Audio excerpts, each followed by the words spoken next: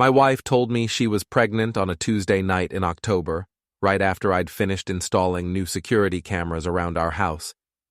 The irony wasn't lost on me, though I kept my face neutral as she beamed at me from across our kitchen table. "We're finally having our third child, Alex," Natalie said, her voice trembling with what I assumed was excitement. "The one we always dreamed about." I smiled and nodded, playing the part of the thrilled husband. Inside, though, I was already calculating how long it had been since we'd shared the same bedroom, let alone the same bed. 2 years, 3 months, and 16 days, to be exact. Not that I was counting or anything. "That's wonderful, honey," I managed, reaching across to squeeze her hand.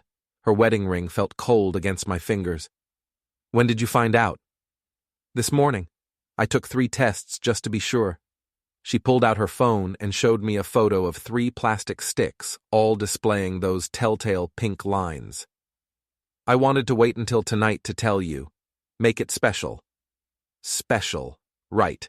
About as special as finding out your spouse thinks you're an idiot. "I'm Alex Warren, 38 years old, and I've been a civil engineer for the past 15 years. My job involves building things that last, creating structures that can withstand pressure and time. It's taught me patience, attention to detail, and most importantly, how to spot when something's about to collapse. My marriage had been showing stress fractures for months." "Have you told anyone else?" I asked, keeping my voice steady. "Just Chloe. She was so excited for us." Natalie's best friend worked in HR at the same biotech company where my wife managed projects. They'd been thick as thieves since college, sharing everything from gossip to, apparently, elaborate lies. I nodded again, already planning my next moves. "We should celebrate. How about dinner at Romano's this weekend?" "That sounds perfect." She leaned over and kissed my cheek, her perfume filling my nostrils. It was a scent I used to love, back when our relationship meant something. Now it just reminded me of all the nights she'd come home late, claiming overtime at the office. After Natalie went upstairs to take a shower, I sat alone in the kitchen, staring at the photo on her phone. Something about those test results bothered me beyond the obvious impossibility. The lighting was wrong, the angle too perfect. It looked staged, like everything else in our life lately.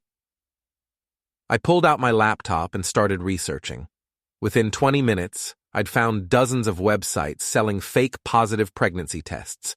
Some even offered overnight shipping for emergency situations. The reviews were particularly enlightening, filled with women bragging about trapping boyfriends or getting back at cheating husbands. Before we dive deeper into this story, I have one small request. Please subscribe, drop a like, comment, and hit that hype button to boost this channel so more people can discover these incredible Reddit stories. The next morning, while Natalie was at work, I made my first real move. I'd been thinking about transferring our house deed into my name alone for months, ever since I'd noticed the irregular charges on our joint credit card. Charges for hotels, restaurants, and gifts I'd never seen. My lawyer had assured me it was perfectly legal, given that I'd paid the down payment and mortgage for the past 8 years. The paperwork took less than an hour to file. My second move involved those security cameras I'd been installing. Officially, they were for home protection after a rash of break-ins in our neighborhood. Unofficially, they gave me eyes and ears throughout the house, recording everything to a secure server only I could access. By lunch, I was reviewing the footage from the past week. What I saw confirmed every suspicion I'd harbored for months. There was Natalie, sneaking out through the back door at 11 p.m. on Friday while I was supposedly asleep. There was her car pulling into our driveway at 2 a.m. on Saturday, followed closely by a silver BMW I recognized from her office parking lot. There was Chloe, letting herself in with our spare key on Sunday afternoon, helping Natalie clean up evidence of whatever had happened in our living room. But the most damning footage was from Monday morning, just hours before her pregnancy announcement. Natalie was in our bathroom, carefully photographing what looked like pregnancy tests. But the angle was wrong.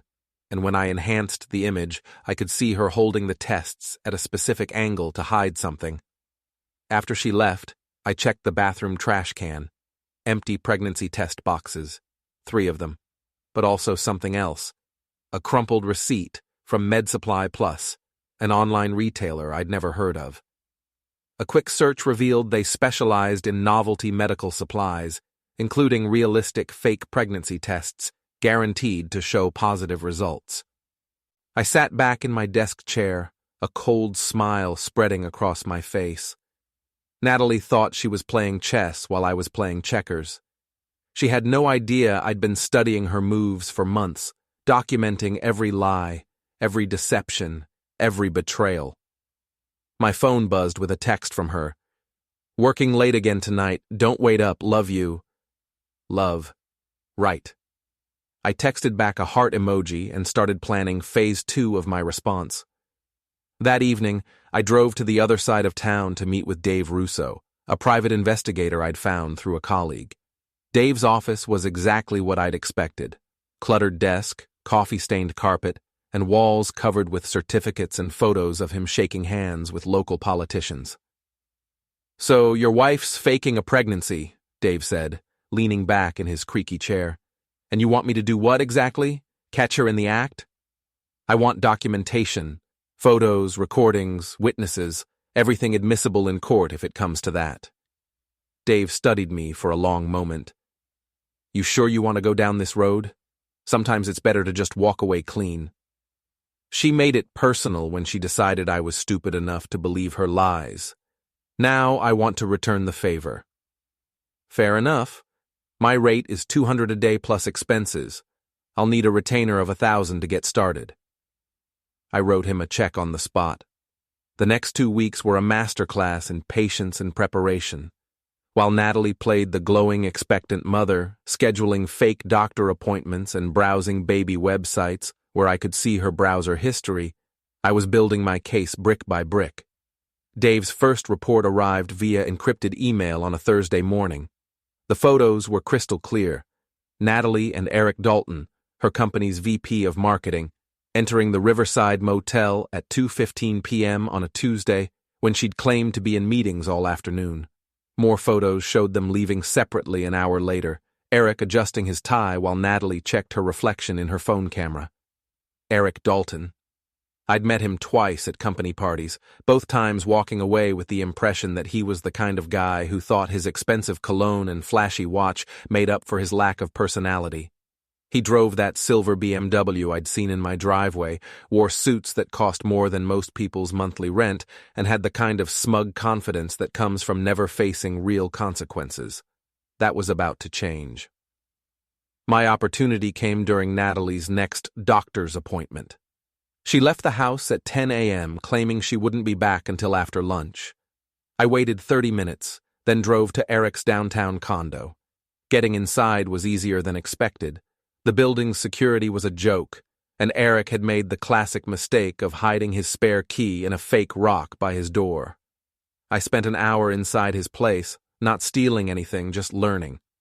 I photographed his computer screen, noting his email passwords that he'd helpfully saved in his browser. I found receipts for jewelry I'd never seen Natalie wear, restaurant bills for romantic dinners I'd never attended, and hotel confirmations for weekend getaways that had supposedly been girls' trips with Chloe.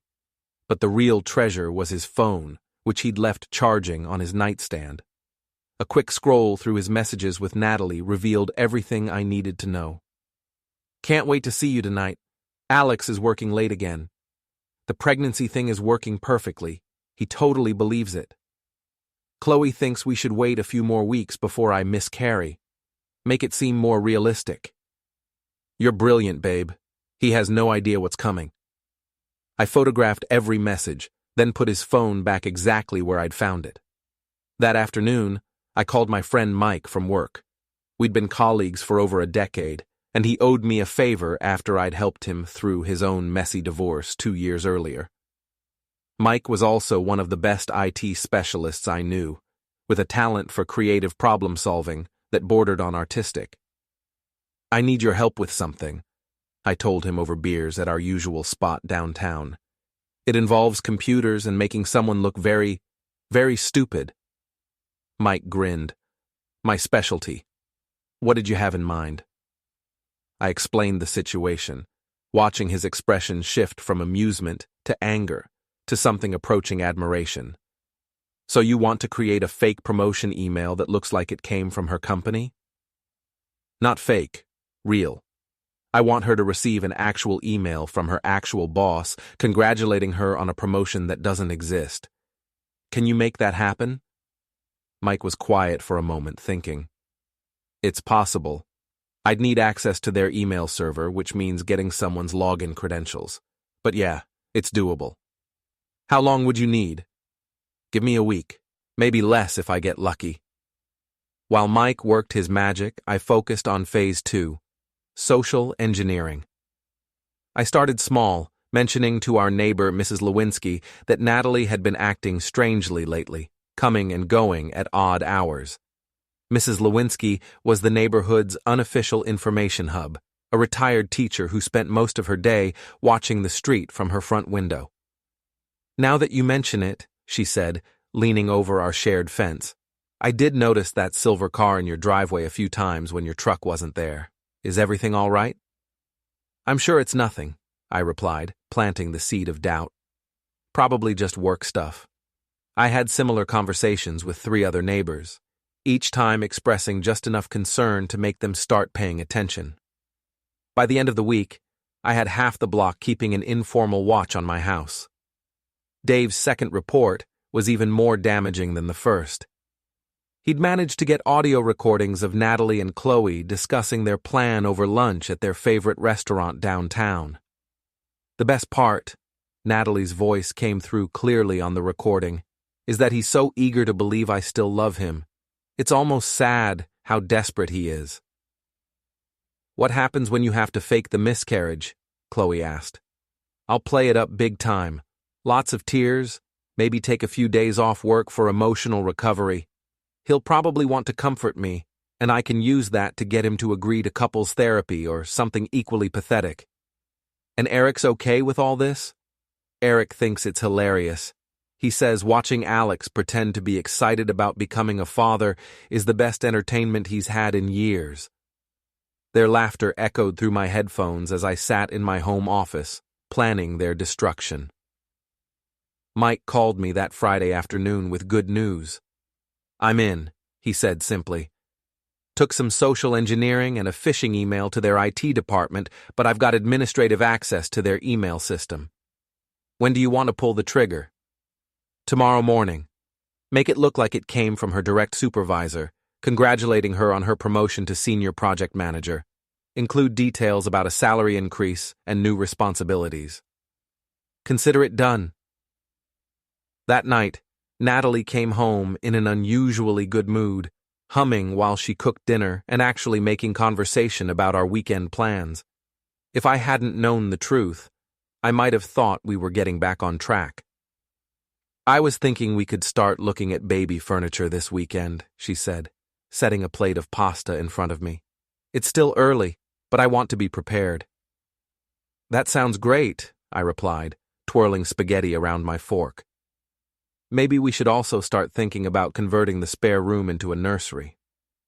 Her eyes lit up with what I now recognized as the excitement of someone who thought their con was working perfectly. I love that idea. We could paint it yellow, since we don't know the gender yet. Yellow it is. After dinner, while she was upstairs taking a bath, I reviewed my timeline one more time. Everything was in place.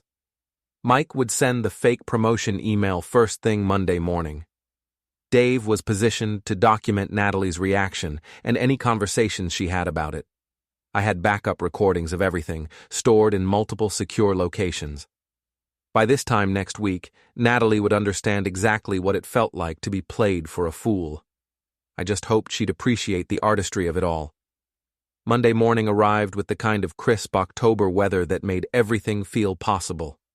I was already at my office by 7 a.m., partly because I had genuine work to catch up on, but mostly because I wanted to be away from the house when Natalie received her promotion email. Mike had outdone himself. The message looked completely authentic, from the corporate letterhead to the formal language that perfectly matched the company's usual communication style. It congratulated Natalie on her outstanding performance and informed her of her immediate promotion to senior project manager, complete with a 15% salary increase and expanded responsibilities. Dave was stationed in the coffee shop across from Natalie's office building, ready to document her reaction when she shared the news with her colleagues. I didn't have to wait long. My phone rang at 9:23 a.m., Natalie's voice practically vibrating with excitement. "Alex, you're not going to believe this. I just got promoted. Senior project manager, just like we talked about last year. They're giving me a 15% raise and my own team." "That's incredible, honey. I'm so proud of you." The words felt strange in my mouth, like speaking a foreign language I'd once been fluent in. "Did you tell anyone else yet?" I called Chloe first, obviously. She's so excited she's practically crying. And I just got off the phone with my mom. She wants to take us out to dinner this weekend to celebrate. Perfect. The wider she spread the news, the more spectacular her humiliation would be when the truth came out. "We should definitely celebrate tonight," I said. "How about Romano's? My treat." "I love you so much, Alex. I know things have been weird between us lately, but this feels like a fresh start. For both of us. A fresh start. If only she knew." That evening at Romano's, Natalie was more animated than I'd seen her in months. She ordered wine, despite her supposed pregnancy, claiming just one glass won't hurt, and spent most of dinner talking about her new responsibilities and how much more money we'd have coming in. "I might even be able to take extended maternity leave when the baby comes," she said, cutting into her steak. "With the raise, we can afford for me to stay home for a few months." I nodded along, making appropriate sounds of agreement, while internally marveling at how deep she was willing to dig this hole. Every lie she told was another nail in her own coffin, more evidence of her deception that I could use later. "Speaking of the baby," I said carefully, "when's your next doctor's appointment? I'd love to come with you this time." For just a moment, her fork paused halfway to her mouth. Then she recovered, smiling brightly. "Next Thursday at 2, but you don't need to take time off work, especially with this promotion keeping me so busy. I'll be fine going alone. I insist. This is our baby we're talking about. I want to be involved from the beginning." The look that flashed across her face was priceless. Panic, quickly masked by what she probably thought was loving concern. "You're so sweet, but honestly, it's just routine stuff. Bad work, basic questions, nothing exciting. Save your time off for when things get more interesting." I let it drop, but made a mental note. Thursday at 2 would be when I sprung the next part of my trap. The following morning, I was back in my office early when my phone buzzed with a text from Dave. "You need to see this. Check your email." His message contained photos and a brief video clip from the previous day. The photos showed Natalie practically glowing as she shared her promotion news with various colleagues. But the video was even better, a recording of her conversation with Chloe in the company break room, where she was practically gloating about her good fortune. "I can't believe how perfectly everything is working out," Natalie's voice came through clearly. "The promotion, the pregnancy story, everything. Alex is eating it up completely." "What about Eric?" Chloe asked, glancing around to make sure they weren't being overheard. "Eric thinks it's hilarious. He says watching Alex play the devoted husband while I'm planning my exit strategy is better than cable TV." Exit strategy. Those two words hit me like a physical blow. This wasn't just about an affair or even the fake pregnancy. Natalie was planning to leave me, probably after she'd extracted as much money and sympathy as possible from the situation. Well, two could play that game.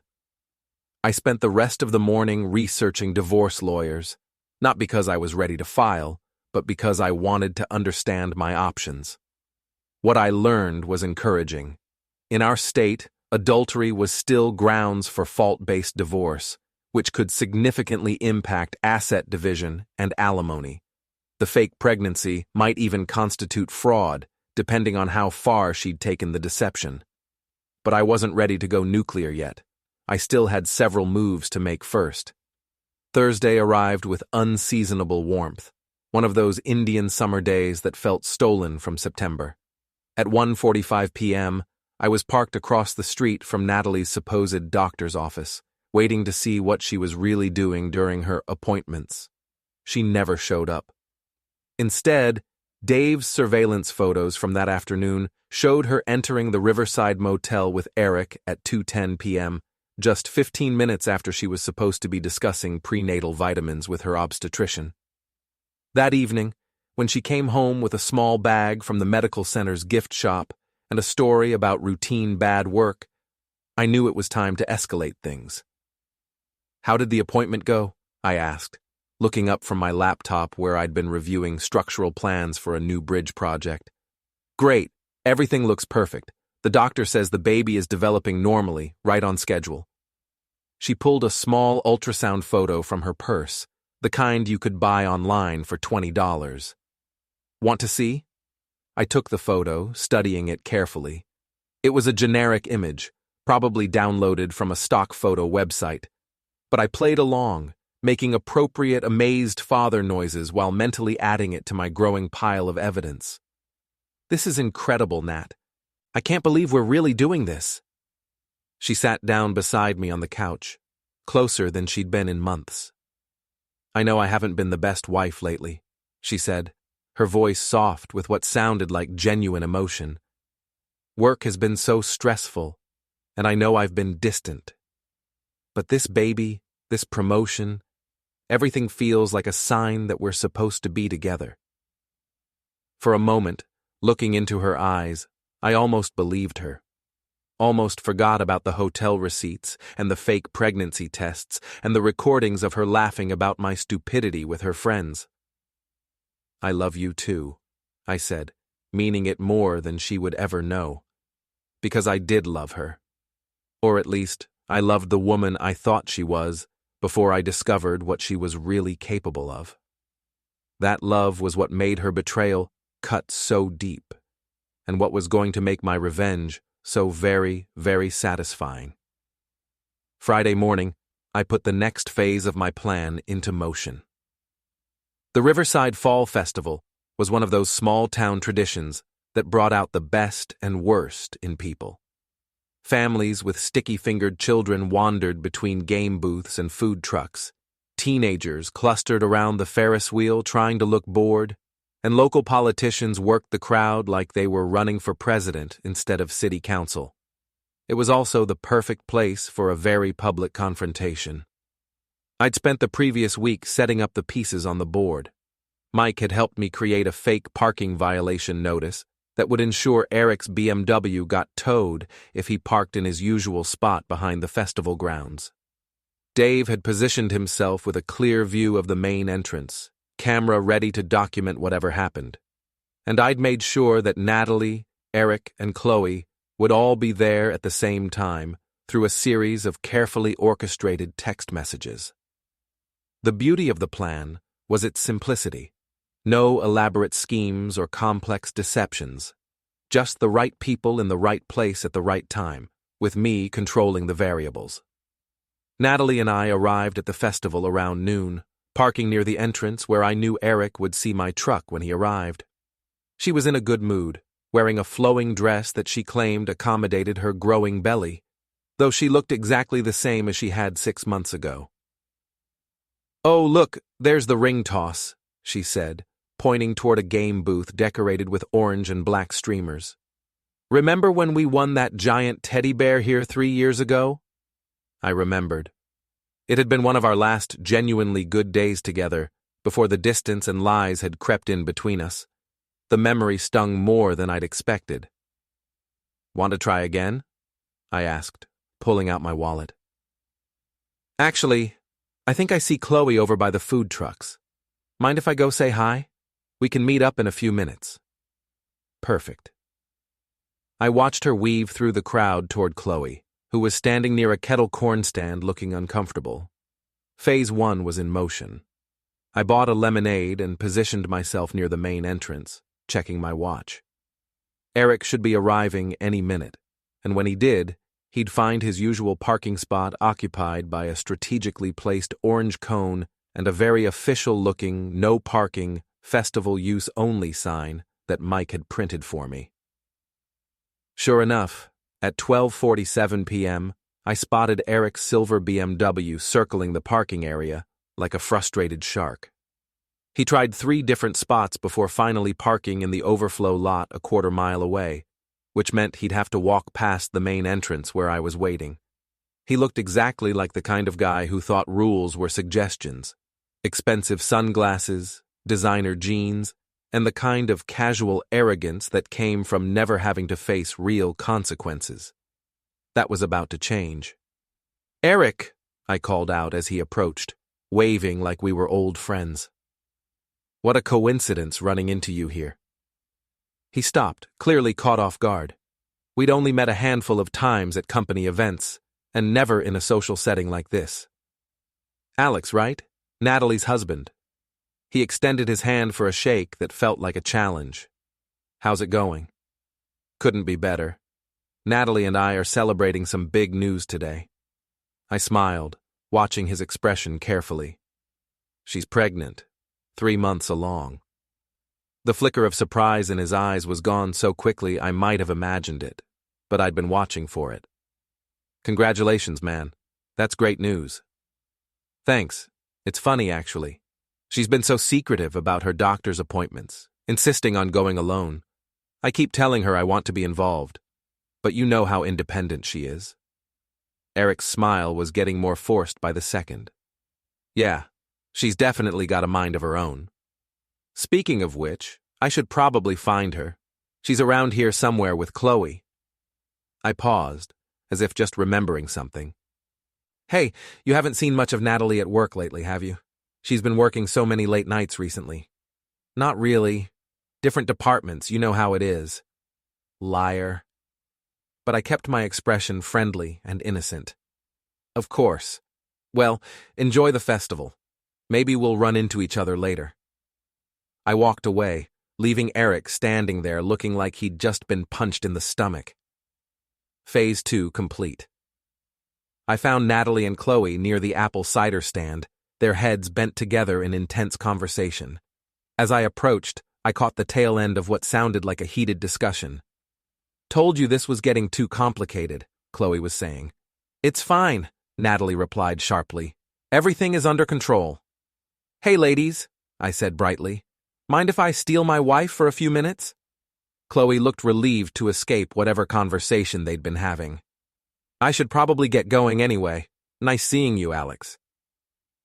After she left, Natalie and I wandered through the festival, playing games and sampling food like a normal couple. But I could feel the tension radiating from her, the way her smile never quite reached her eyes. "Everything okay?"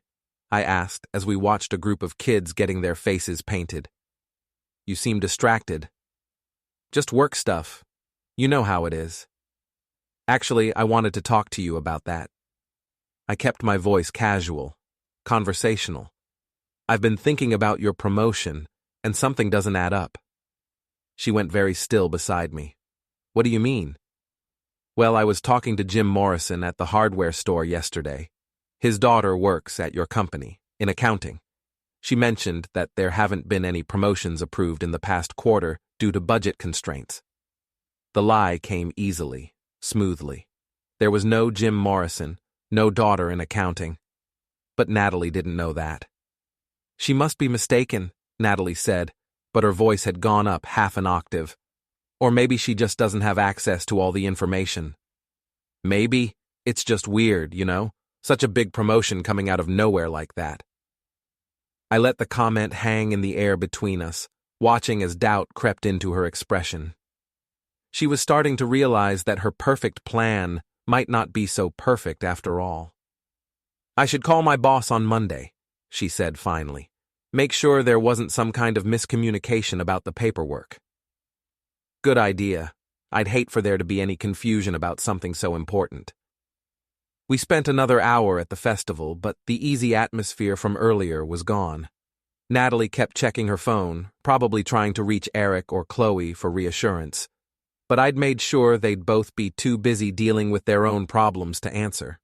Eric would be discovering that his car had been towed from the overflow lot for blocking emergency access, another fake violation notice, courtesy of Mike's printing skills.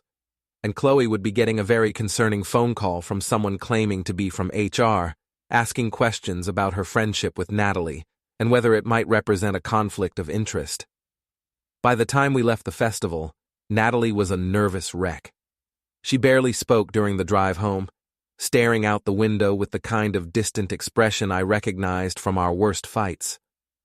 That night, she claimed to have a headache and went to bed early, but I could hear her moving around upstairs, probably pacing and trying to figure out how much I actually knew. The answer was everything, but she wouldn't find that out until it was too late to do anything about it. Sunday morning brought the next phase of my plan into sharp focus. While Natalie was at her weekly yoga class, another lie since I'd confirmed the studio was closed for renovations, I made my move. I drove to Eric's condo building and waited in the parking garage until I saw him leave for his usual weekend run. Then I got to work. The beauty of Eric's downfall was that I barely had to orchestrate it. Men like him, men who think they're untouchable, tend to create their own destruction. I just gave it a little push in the right direction. It started with his car. After it was towed from the festival, Eric had to pay $300 to get it back, plus deal with the humiliation of explaining to the towing company that he had no idea why his BMW was considered illegally parked. The fake violation notice Mike had created was so convincing that even the tow truck driver believed it was legitimate. But that was just the appetizer. Monday morning, while Eric was dealing with his car situation, I was putting the main course into motion. I'd spent Sunday evening crafting the perfect anonymous tip to his company's HR department, using information I'd gathered during my visit to his condo. The email was brief and professional. I thought you should know that Eric Dalton has been using company resources for personal entertainment. Check his expense reports from the past 3 months, particularly hotel and restaurant charges that were supposedly client meetings. I didn't have to make anything up. Eric had been sloppy with his expense reports, claiming reimbursement for his hotel encounters with Natalie by listing them as client development meetings. A simple cross-reference with actual client schedules would reveal that he'd been charging the company for his affair. Dave called me Tuesday afternoon with an update. "Your boy Eric is having a very bad week," he said, chuckling. HR called him in for a meeting this morning. Lasted about 2 hours. When he came out, he looked like he'd been hit by a truck. What about Natalie? That's where it gets interesting. She tried calling him 17 times yesterday. He never answered. This morning she showed up at his office, but security wouldn't let her up. Apparently he's been suspended pending an investigation. Perfect. Eric's world was crumbling, which meant Natalie's safety net was disappearing right when she needed it most. That evening, Natalie came home looking haggard. Her usual perfect composure was cracking, and I could see the stress in the tight lines around her eyes. "Rough day at work?" I asked, looking up from my laptop where I'd been reviewing the latest photos Dave had sent me. "You could say that." She dropped her purse on the kitchen counter and rubbed her temples. "There's some kind of investigation going on. HR is asking a lot of questions about expense reports and client meetings." "That sounds serious. Are you involved?" "No, not directly, but it's affecting everyone in the department." She paused, studying my face. "Alex, about that promotion we discussed." Here it comes, I thought. The moment when she realizes her house of cards is collapsing. "What about it?" "There might be some delays with the paperwork, budget issues. You know how corporate bureaucracy works." I nodded sympathetically. "That's frustrating, especially after you'd already started making plans based on the salary increase." "Right. I might need to postpone some of the things we talked about. The nursery renovation, maybe some of the baby furniture shopping." She was trying to buy time, probably hoping she could figure out a way to salvage the situation, but I was already 3 moves ahead of her. "Speaking of the baby, I said casually. I made an appointment with Dr. Peterson for Thursday afternoon. I want to discuss prenatal care options, maybe ask about childbirth classes. The color drained from her face. Dr. Peterson was our family physician, someone who would immediately know that Natalie wasn't pregnant. That's sweet of you, but I don't think we need to involve Dr. Peterson yet. My obstetrician has everything under control. I'd still like to talk to him, get a second opinion, maybe ask about what I can do to support you during the pregnancy. Alex, really, it's not necessary. I insist. My tone was firm, but not aggressive. This is important to me, Nat. I want to be the best father I can be.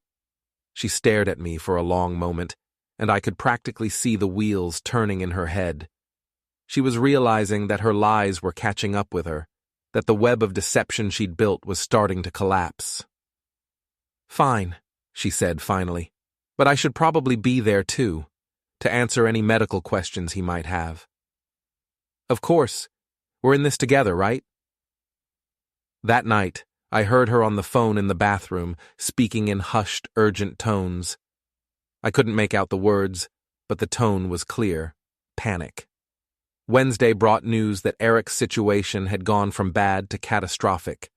According to Dave's sources inside the company, the expense report investigation had uncovered over $15,000 in fraudulent charges spanning the past 6 months. Eric had been terminated immediately and was facing possible criminal charges for embezzlement. But the real knockout punch came Thursday morning. I was in my office pretending to work while actually monitoring the security cameras at home when I saw Natalie's car pull into our driveway. She wasn't supposed to be home for hours, but there she was, moving with the kind of frantic energy that suggested desperation. I watched on my phone as she rushed inside and went straight to our bedroom. She pulled a suitcase from the closet and started throwing clothes into it, her movements quick and panicked. She was running. I left work immediately, driving home with a mixture of anticipation and something that might have been sadness. After all these weeks of planning and maneuvering, the endgame was finally here. I found her in the bedroom, standing over the suitcase with tears streaming down her face. When she heard my footsteps, she spun around like a cornered animal. Alex, you're home early. I had a feeling you might need me today. I leaned against the doorframe, blocking her exit. Going somewhere? My sister called. She's having problems with her marriage. I thought I'd drive up and spend a few days with her. Another lie. Her sister lived in California, and they hadn't spoken in over a year. That's funny, I said, pulling out my phone, because I just got a very interesting call from Dr. Peterson's office. Apparently there's no record of you being pregnant. In fact, according to your last physical 6 months ago, you're not even active. The suitcase slipped from her hands, clothes spilling across the bedroom floor. Alex, I can explain. Can you? Can you explain the fake pregnancy tests I found in your car? The hotel receipts? The recordings of you and Chloe laughing about how stupid I am? Her face went white. Recordings? I played a 30-second clip from Dave's surveillance, her own voice filling the room. Alex is eating it up completely. Eric thinks it's hilarious, watching Alex play the devoted husband while I'm planning my exit strategy. She sank onto the bed, all the fight going out of her at once. How long have you known? She whispered. Long enough. Long enough to transfer the house deed into my name. Long enough to document every lie, every betrayal, every moment of your affair with Eric. Where is Eric? I've been trying to reach him for days. Eric's been fired for embezzlement. Apparently charging your hotel rooms to his company expense account wasn't as clever as you both thought. The look of devastation on her face was almost enough to make me feel sorry for her. Almost. What do you want, Alex? Money? I'll give you whatever you want. I don't want your money, Nat. I want you to understand what it feels like to have someone you trust treat you like you're worthless. I walked to the window and looked out at our neighborhood, at the life we'd built together that she'd been so eager to throw away. Here's what's going to happen. You're going to leave just like you planned. But you're going to leave with nothing except what you can fit in that suitcase. The house, the cars, the bank accounts, all of it stays with me. You can't do that. I have rights. You have the right to whatever a judge decides you deserve after he sees the evidence of your adultery and fraud. How do you think that's going to go? She was crying now, the kind of desperate tears that come when someone realizes they've lost everything. I never meant for it to go this far, she said. It started as just, I don't know, excitement.